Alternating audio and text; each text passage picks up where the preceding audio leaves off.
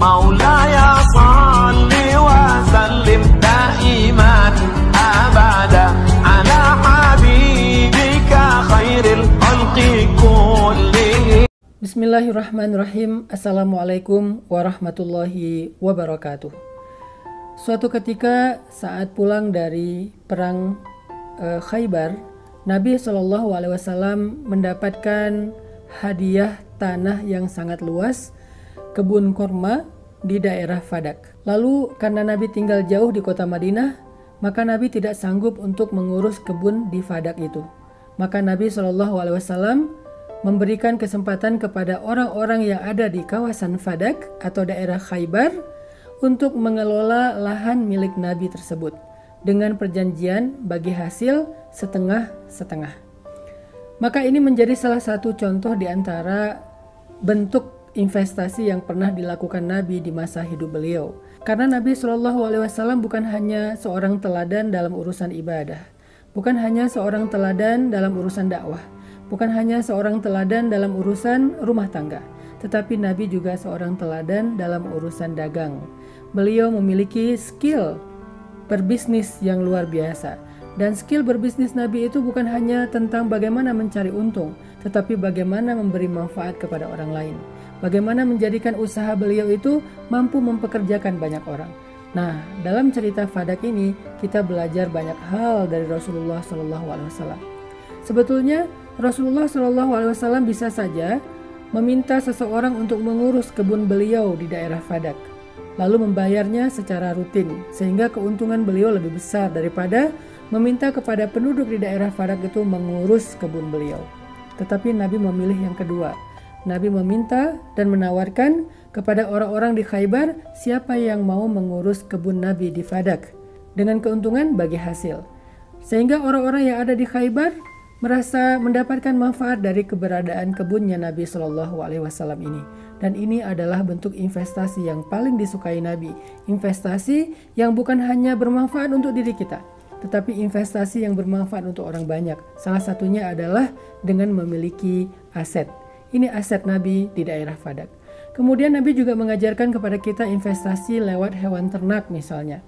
Karena Nabi sejak masih berusia belasan tahun sudah menjadi penggembala yang biasa mengurus ratusan bahkan ribuan ternak.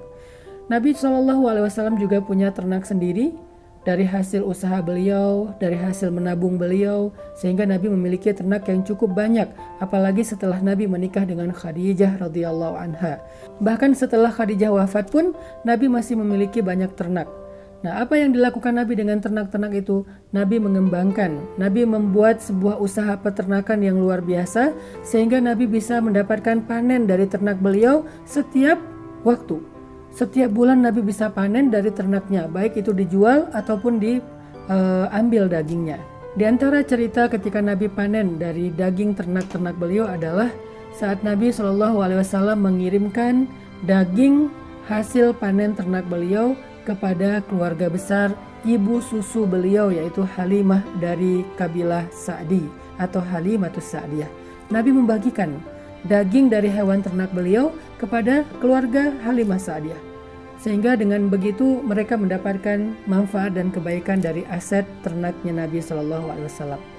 Nabi juga pernah memberikan daging dari ternak beliau kepada keluarga besar Khadijah, keluarga besar ibunya Aminah, begitu juga dengan yang lainnya. Di sini kita belajar bahwa ternyata salah satu di antara investasi yang disukai oleh Nabi itu adalah investasi lewat usaha peternakan, baik onta ataupun domba. Di kita mungkin ada sapi, ada kambing, ada domba, ada ternak ayam dan seterusnya.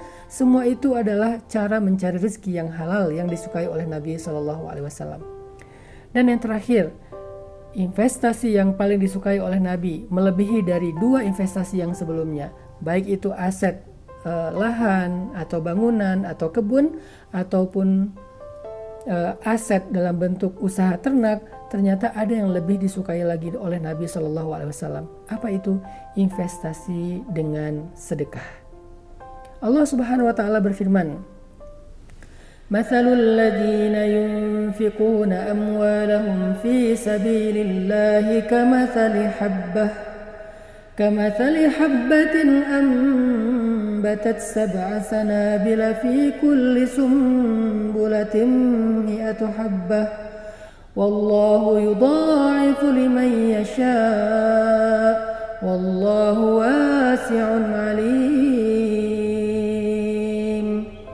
Perumpamaan, orang yang menginfakkan hartanya, baik itu sedekah, zakat, wakaf, di jalan Allah, maka seperti menanam satu biji. Kemudian biji itu menumbuhkan 7 tunas. Kemudian 7 tunas itu masing-masing memunculkan 100 tangkai. Maka begitulah berkahnya investasi lewat sedekah atau infak fisabilillah. Jadi buat siapapun di antara kita yang senang berinvestasi, apakah dengan menabung, apakah dengan membeli aset, ataukah dengan investasi dalam satu usaha bisnis, maka jangan lupa, sesungguhnya ada satu investasi yang lebih baik dari semua itu. Dzalikum khairul lakum. Lebih baik dari apapun investasi-investasi duniawi, yaitu investasi lewat infak ataupun sedekah di jalan Allah Subhanahu wa ta'ala.